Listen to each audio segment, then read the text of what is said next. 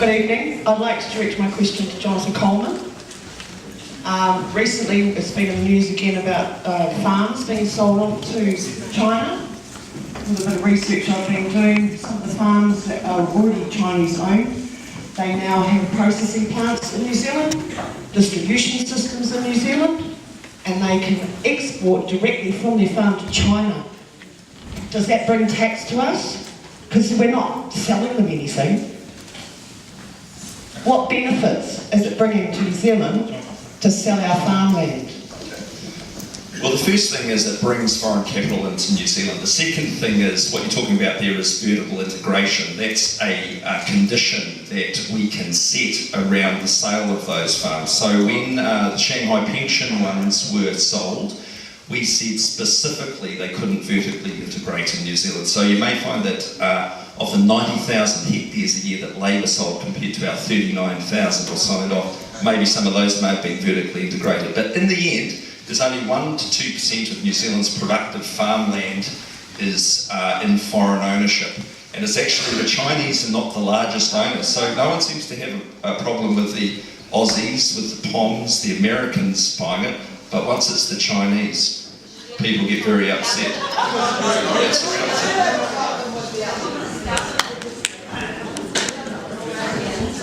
Thanks, Jonathan. So, okay, I've got a question down the back here first, and then we'll come back to you. Yeah, my question is probably to both the Greens and Labour. I'm talking about the tax policy. I know that National has come out and says we're going to get about $10 in 2017. We actually haven't said that, but that's not what we're saying. No, it was on TV tonight. Yeah, that's David. But anyway, I'll just ask you the question. The question is that you gave tax cuts in 2011. The people on minimum wage got $8 a week. The richest CEO in this country got nearly $4,000 a week. Now, I don't mind paying tax, higher tax, because I'm one of the persons that had a free education and free medical care. Now today, all these young fellas in the blue there, I bet they've got a big student loan.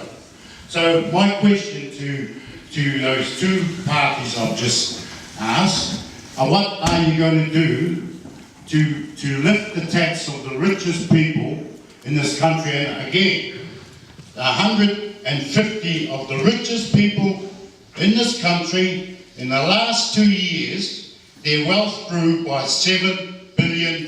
So I want to know what's going to happen. Kia ora. Thank you. Thank you, that's a really good question. Well, we're wanting to lift the top tax rate from 33 cents to 36 cents for every dollar earned over 150,000.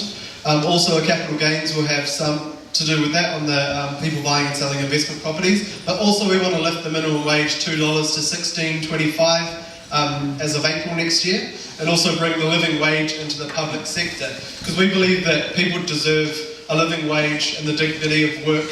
Working really, really hard jobs. People right across our electorate are working hard and can't afford to live. I mean, even at DePaul House on Oniwa Road, the highest number of people they're dealing with right now are the working poor. And I don't think that's good enough. If people are working their guts out, they should be paid a decent wage. So we're going to start with putting it up to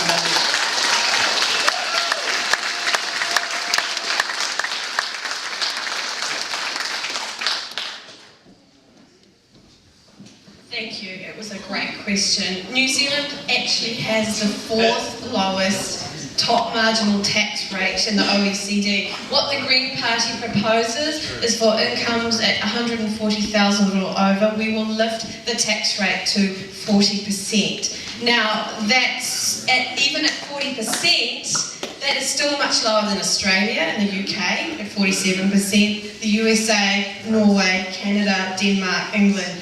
We have one of the fastest growing, fastest rates of inequality in this country, and the Green Party takes it very seriously. It is true. I would also like to add that we're on the same page with Labour. We support a living wage, raising the minimum wage, and we also support a new children's credit, which will give an extra $60 a week for those families that are currently missing out. Now, those are children where their parents are not in work, and we believe that a child should not suffer the consequences for the decisions that their parents make.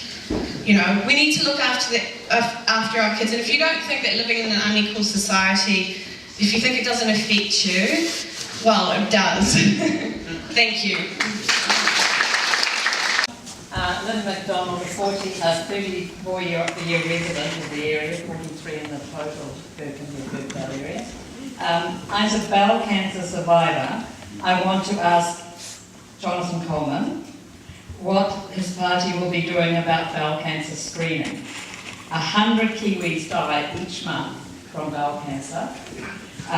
It's more, as many as breast and prostate cancer combined. So that's 1,200 people a year dying of a disease that is actually eminently curable if it's caught early enough. We're way behind many other OECD countries. We've had a very successful screening program in the Waitemata area. It's a lot of people here will have participated in. Yeah, that's what I'm saying. In the Waitemata area. I would like to know what National will be doing about getting a nationwide bowel cancer screening program. 15 years ago, the government of the day said that they needed to train more people to do colonoscopies.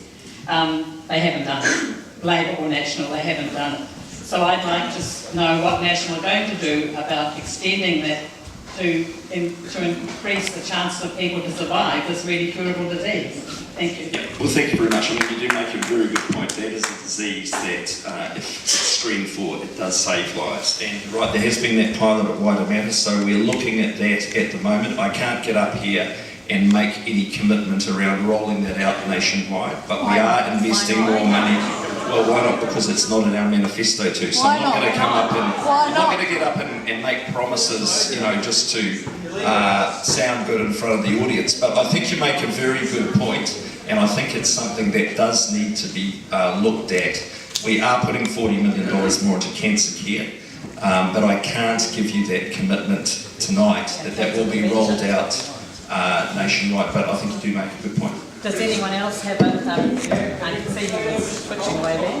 Can the Labour candidate just say something?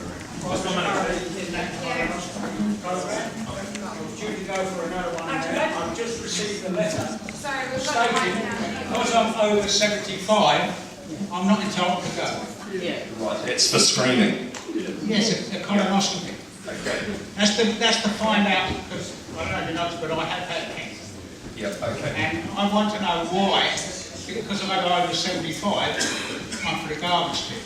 Okay, well, look, the reality is any government has a limited amount of money to spend on healthcare. No, I tell you, no, we don't have an unlimited pool of money, but so we've got to spend it where it has the greatest effect overall. That's the reality of it. So all these things are analysed by the medical scientists. They look at the epidemiology and then they work out where the best effects can be delivered through the spending of the health dollar. People over 75 don't matter, Jonathan? Oh, no, that's not true. You know, you can't spend it like that. But look, the reality is we've got to actually spend the money where it has the greatest effect across the health system. Overall. Disagree with that? Okay. That's okay. I would like to speak to Mr. Coleman, please. It's regarding poverty. You talk about that we're doing so well, but if we are doing so well, why are we, so many of us are in poverty? We don't need to put down in papers or record it because we can see it. We can see it in front of our own eyes, the poverty we have now. We are delivering more free bread more now than ever. 10 years ago, we didn't have this poverty, but now it's getting worse. Then you talk about we're doing well. We are doing so well. Why are we having so much poverty here in New Zealand? Not just Auckland, but it's all over New Zealand.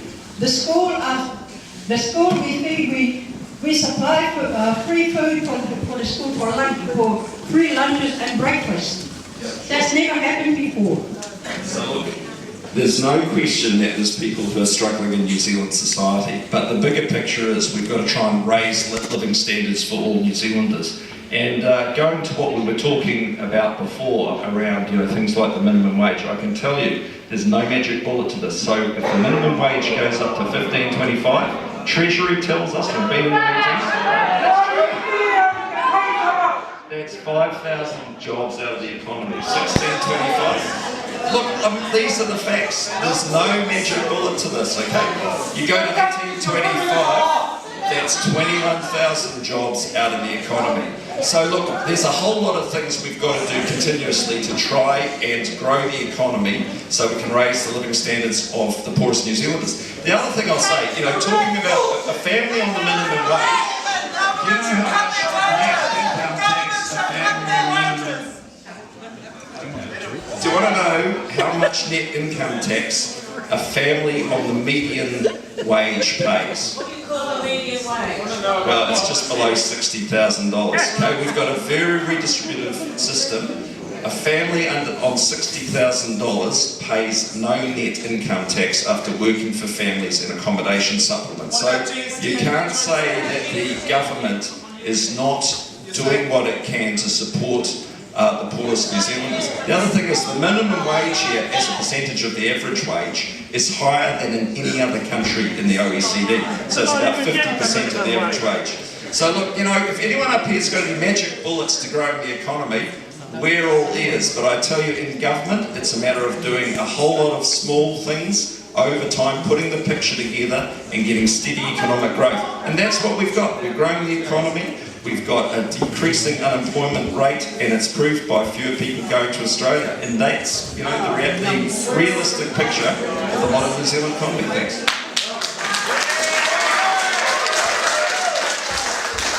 If you want. No. Well, yeah. So they're saying there's little or no effect. There's some decrease in the future. The advice is not to No. But if we want to keep people living in poverty, then continue clapping and telling people to shut up and support us down there. There's people raising the minimum wage. What is your answer? Tonight we've been told that we might get tax cuts in 3 years' time, $5 or $10. It's tax and costs on business. It won't move economics, and these guys do not. No, it's about raising the minimum wage.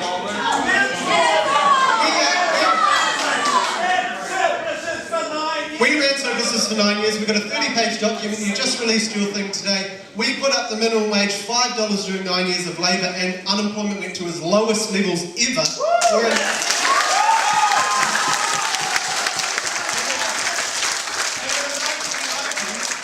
In the 1990s, National put up the minimum wage under $1. We had the highest unemployment ever, went to 10 or 12%. So there's no correlation. And if you say, the economy's doing so well, then we should be having raises in the minimum wage. 30,000 people went to the dole queue in your last year in government, and that's a fact. 30,000. We had the lowest. You took us into recession a year earlier than the rest of the OECD. And what are you doing what are your plans to raise the economy? There is none. We haven't heard any today. We heard some. Skills, growth in sport markets. I can talk for a long time about it.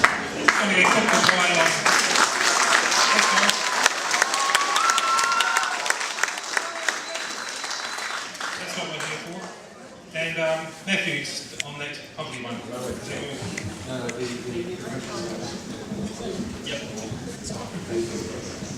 So the lady just down there, I do hear your concerns. So I just mentioned two things briefly.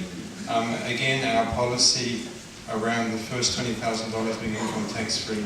The second one I'd like to mention is if you look at the cost of living across the Western world over the last 40 years, the single biggest increase has been housing. And because of the increase in housing, it's actually affected people, especially on low incomes, in their ability to live. So if you deal with the cost of housing, then you'll go some way to actually being able to help the poorer people in our community to being able to have enough income to live on and live decently. So I'd ask you to consider those two things. You can only deal with the cost of housing by opening up land supply and making it easier to build houses. And that is a local government issue. I encourage all of you to go and research that for yourselves. It is a local government issue. Hi, this is for Dr. Coleman. In the recent banking crisis in Greece and Cyprus, people's bank accounts were unbeknown to them at the time, they found out later, creamed off overnight by 10 to 80% to prop up failing banks. Now our Reserve Bank has outlined its open plan banking resolution to do the same here if a bank should experience difficulties. Why have we not been informed? John. So OBR is an insurance scheme to bail out failing banks, which basically does take a percentage of the depositors' funds in that bank. So, you know, that is part of the reality of it. It has actually been well publicised, but if you watch TV1 News each night, they don't tend to like to deal with technical banking issues. They like to go with slightly more salacious stuff. But there's no secret about this. The other thing is the New Zealand banks, obviously apart from Kiwi Bank, you know, part of the larger Australian banks, their liabilities and exposures were nothing like the European banks. So overall, the New Zealand banking system is extremely stable, and I don't think anyone has got anything to worry about. But that doesn't mean that an eye doesn't have to be kept on it. But there has been no secret about OBR. Donating the green top. I'd like to propose a change from pharmaceutical health to we're all made up of basic amino acid, and we should be looking to natural substances rather than just pharmaceuticals. The government, it seems, is using antibiotics wholesale, as in all the medical fraternities. Why aren't we looking to things like colloidal silver that's just been proven to wipe Ebola out? We haven't got Ebola yet. What's the question? It's stopping it before it even gets here. No, I'm not saying colloidal silver. No, because with respect, sir, you're a doctor and you're indoctrinated in pharmacy.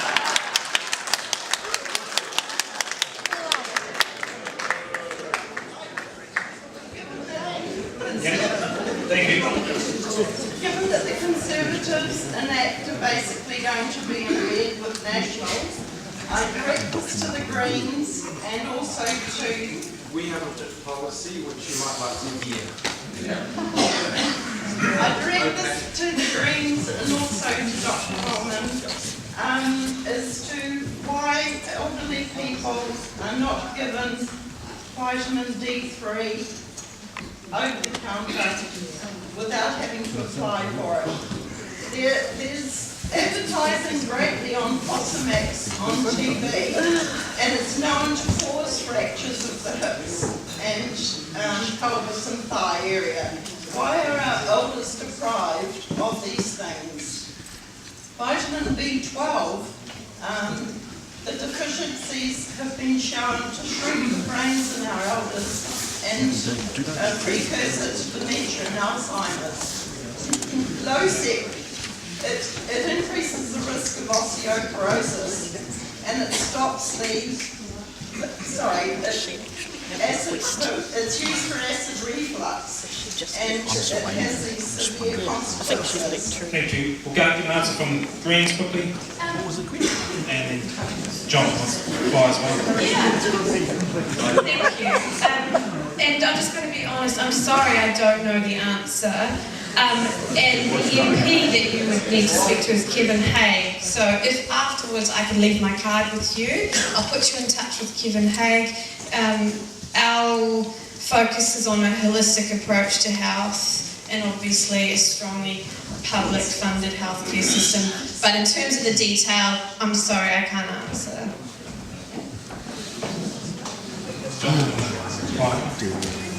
So look, your question's actually a very good one, and my view is that prevention is better than treating the downstream consequences. So, you know, healthy lifestyle emphasis, health prevention strategies, that's really key. In terms of complementary medicine, some are funded actually through PharmAC, but the reality of it is everything has to have an evidence base which passes a rigorous level of testing. Some of those things you're talking about, the vitamin D, vitamin B12, people can actually buy over the counter and their doctor can prescribe them should it be indicated, but you know, we've got to be careful that we don't get into mass medication of people either. So, you know, just saying we're going to put all the elderly on certain drugs, I mean, I don't think people would want it. Well, yeah, but I mean, do people here really want to be made to take B12 or... No. But look, I believe there has to be a choice around healthcare. Yeah.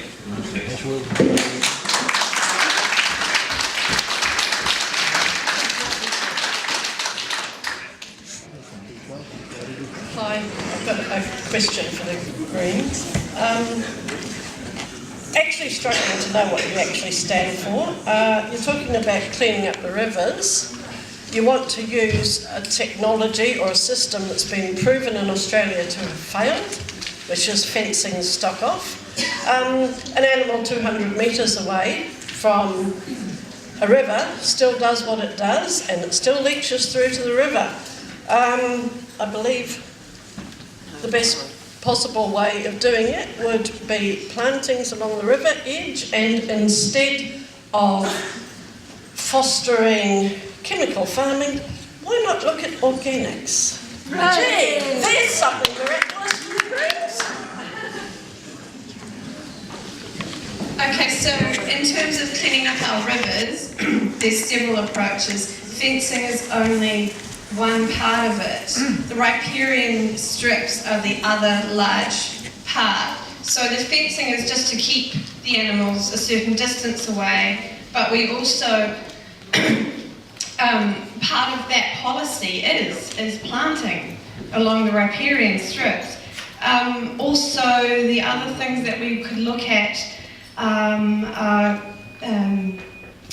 maintenance of sewage systems, and working alongside the farmers with a fund. We'll use a fund in order to adopt these processes. So it is totally achievable, and it isn't just based on fencing.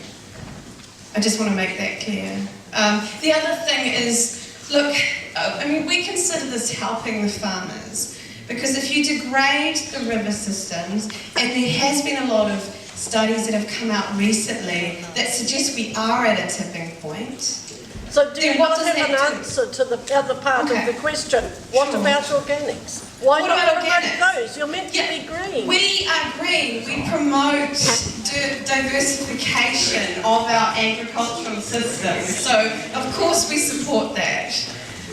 It's essential to our clean green image, which is what we stand for. Thank you. I've listened to all the politicians tonight, and some are more articulate than others. We've talked a great deal about poverty for children, and I agree it's a major issue. I didn't hear one single politician mention anything about pensioners. And looking around this room, I would say there's a certain number, there's more than one or two of you on pension. What about others? Our pension rates don't rise with the cost of inflation. I find it very difficult. Would find it very difficult to live on the $525 a fortnight I get from work and income if I didn't have another source of income. There's a lot of people in this room that don't have that be in that fortunate position. What do any of you parties intend to do for our older citizens? Okay, thanks for the question. I'll get some answers from some of the other parties. Is he on first, Dan? First off, sir, are you a member of Grey Power? Great. And the gentleman beside you with age discrimination for treatment, are you a member of Grey Power? well, I think I could sign you up tonight. I'm the president of Grey Power Northworth. I did mention in my introduction about our concern about the older person. We've got the gold card, and we've also got the policy about 3 doctor's visits in a 12-month period, because if you put the spend up front, you'll save money down the line to preventing people getting more seriously unwell. We talked about GST off rates. I mean, the older citizen is struggling if they own their own home to pay the rates. GST off food, you eat, sir, so that would help. So I would say, if you want issues and policies to assist the superannuitan, then there's only one way to vote, and that's Party Vote New Zealand First. Thank you, it's a good question actually. So, policies, I talked about Flexi Super, which is giving a bit more choice. But I think one of the problems that we've got at the moment with the super is when we calculate any changes to it, like inflation, we do it after. So we do it once a year, and we say what happened last year, we need to adjust it because our elderly have been underpaid, which is completely backwards. So we want to actually forecast it. So we want to say what's the CPI, what's the inflation going to be doing this year, and we want to increase it in advance so you're not getting shortchanged, because that's unfair. There are a couple of other policies. We want to subsidise the power bills during the winter, especially for elderly, because that obviously the cost. Also annual health checks for elderly as well, but also just encouraging elderly and enabling them to live the lives that they want as well, and some of that is around housing choices as well, and making sure that elderly can live in housing that's appropriate for them and suitable for them. And also fixing Section 70 in the Social Security Act, because it's broken, which is basically allowing... Sorry, what's... Do you know what they're building up there at Barron's Corner? They're building a retirement. Over 400 apartments. Oh, down in... Yeah, it's going to take 4 years, and that's for the old people that live in a hole in the ground, which used to be a pig. So we want to be involved in this discussion. We've heard tonight that the gold card might be under threat. Can we have a clear assurance from Jonathan Coleman that that's not so, or are you talking about it behind the arrows? Look, I've heard nothing about any change to the gold card, and I can tell you, even though there's very generous subsidies in certain parts on it in terms of, the Waiheke ferry, the buses out to Wellington Airport for people to fly to the Gold Coast, the reality is it would be political suicide to touch it, so I can't see us touching it, quite honestly. And we would tell you if we were going to. It wasn't political suicide to touch GST because we won the next election.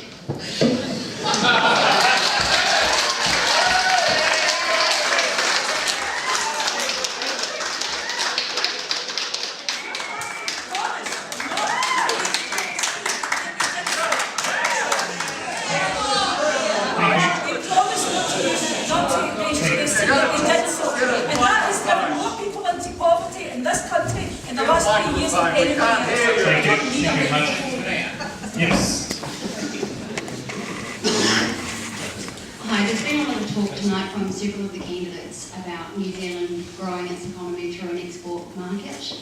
I happen to be very lucky, and I run a business that works with New Zealand technology companies, of which 80% of those businesses we work with export their product. No one's actually addressed tonight, and so far this election, the only party I've seen any policy to actually address how we grow that weightless economy is through management of our exchange rate. And Labour did that through the announcements with their monetary policy. I'd like to know from Jonathan Coleman, who has spoken quite aggressively tonight about growing the New Zealand economy through export, when he's failed to answer the question about vertical integration in our primary markets. Well, ask him again, I'll give you the same answer. That's just something to answer. Which essentially was xenophobic against Chinese, was essentially your answer you didn't actually draw the question, but what I'd like to know is what national, I mean, you haven't come back with any retort to Labour's monetary policy to manage our exchange rate, which has been absolutely crippling export businesses and high yield, high growth businesses. Thanks. Well, the first thing about that dairy question on vertical integration, I think the lady was saying, the real question was what benefits does that bring to the New Zealand economy, okay, in terms of land sales, and I said it brings capital into New Zealand, which we need for investment, and I stand by that. So the second thing is, look, you do not want government setting monetary policy, you want an independent reserve bank. Once you get governments meddling with the reserve bank, you get them, twiddling the knobs in a way that, is really not helpful overall to the economy. And if you talk to any economist, they will advise strongly against compromising the reserve bank's independence. Well, it's true. Now, the other issue that you're talking about, the exchange rate, okay? In the end, what is the right value for the New Zealand dollar? And really, we floated the dollar back in, I think it was 1984, and the dollar is really a measure of the strength of our economy. So we could artificially tamper with that, but we wouldn't be any better off in the long run.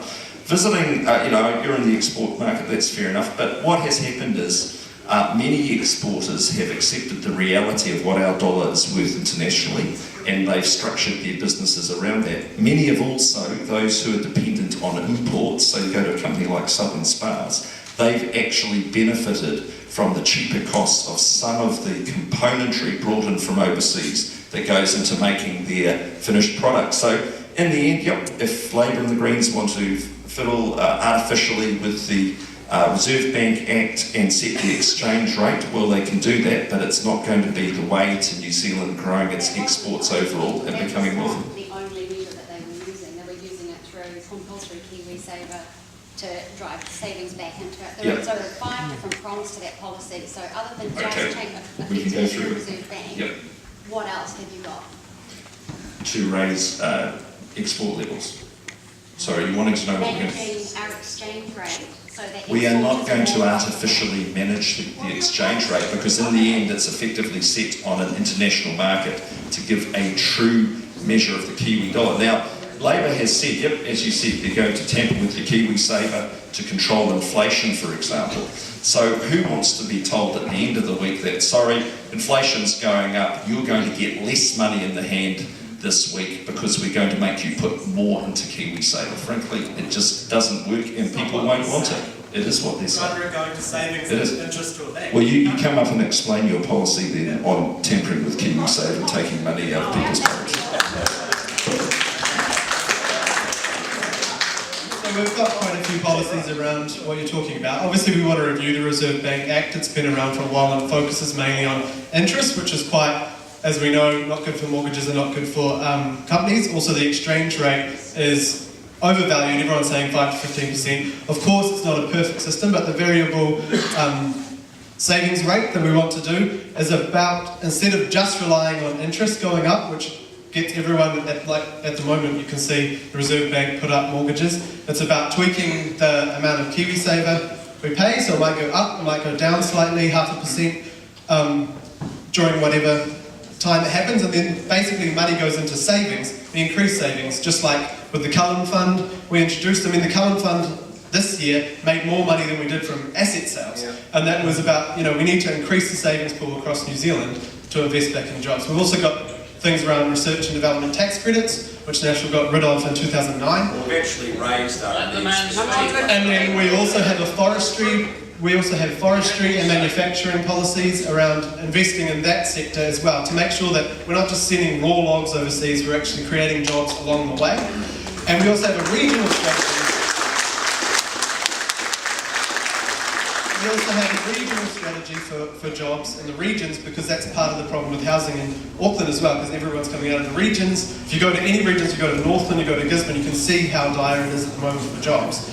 And it's really great you keep yelling over me, Jonathan, but the last 5 debates we've done, you haven't actually given much of your own policy, you just keep hassling ours. So it'll be really good.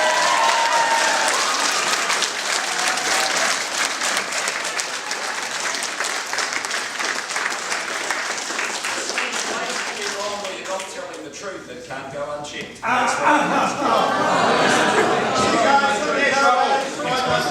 I've been overseas, like the Greens lady, just got back after 6 years away. I heard some things about Nova Pay. So, Mr. National, tell me, how did that happen?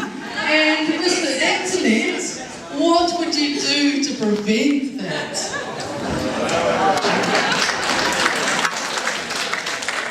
Well, obviously it wasn't good. The contracting and original scoping of the whole thing was not good.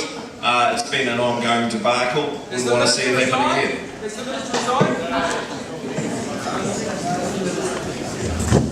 I don't know what went wrong to cause that, so I don't know what we would do to provide a solution.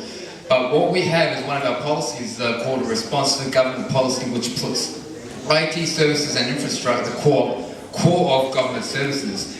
We would like to see stuff like voting online on your phone. We would like to see e-filing in court systems, and that's the kind of services that we want to put a heavy focus in. Thank you. So a question on Auckland housing. You've got obviously demand far exceeding supply in Auckland at the moment. Now there's obviously the supply side solutions of build more houses, but I'm interested in the demand side. So I'd like to hear Annalise's, because you mentioned demand side. Yeah, presumably demand side means you're going to make other regions more attractive to live in by creating employment growth far more so relative to Auckland and Preston. And I'd like to hear if any of the other parties have policy on this.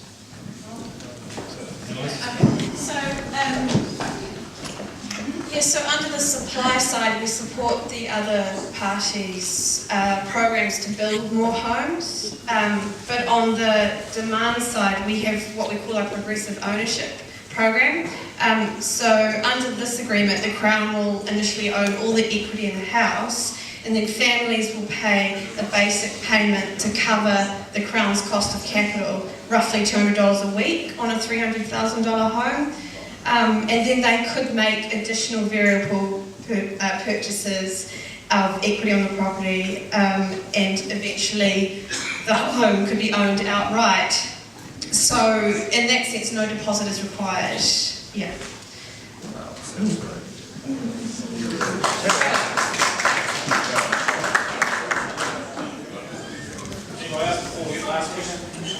Okay, last question of the night.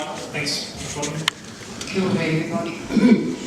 This question is to the ACT and the Conservative Party, treaty partners to Tangata Whenua.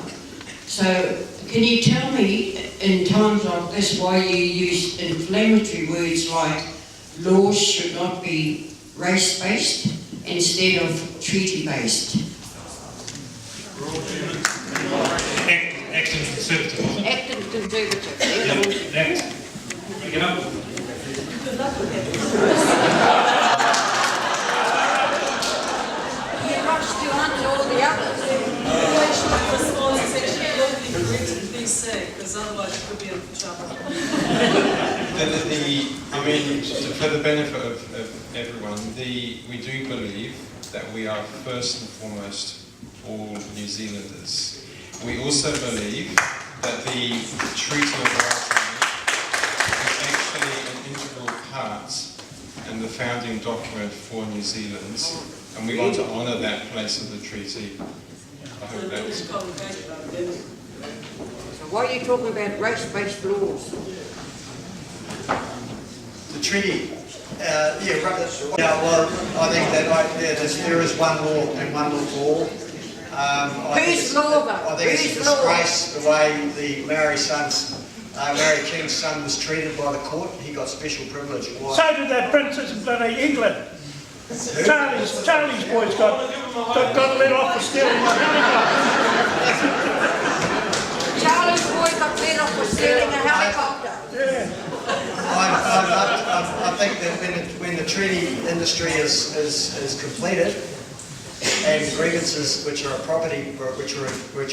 violation of property rights are settled in full, we can all move on as one nation. Yeah,